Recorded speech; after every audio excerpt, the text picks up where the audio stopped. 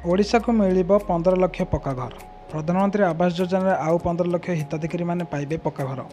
एने पंचायती राज मंत्री रवि नारायण नायक घोषणा करछंती। वर्षा दिन पर मिलिब प्रधानमंत्री आवास योजना बोली निष्पत्ति नियाइछि। प्रथम किस्ती राज्य को आसिब 5 लाख घर।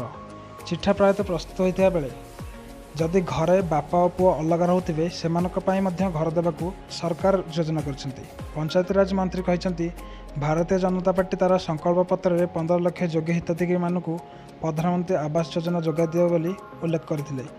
एथर प्रधानमंत्री आवास योजना 1,80,000 एवं शिड्यूल अंचल 2 लाख ओडिशार एससीएससी तालिका 1,20,000 रही मंत्री।